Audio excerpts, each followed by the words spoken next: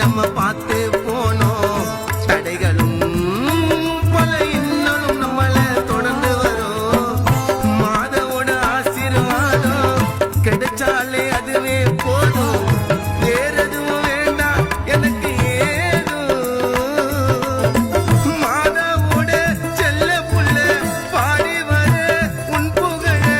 மாதாவை நம்பின யாருக்கும் தோல்வி என்றுமில்லை. அகிலமே போற்றும் வல்லமை நிறைந்த வேளாங்கண்ணியம்மா, உன் அற்புதம் அனைத்தும் ஒன்றாக பாட்டில சொல்லட்டுமா?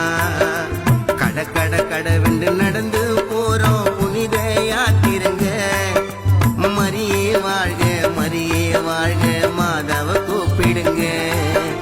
நினைத்தது நடக்கும் எல்லாம் பள்ளிக்கும்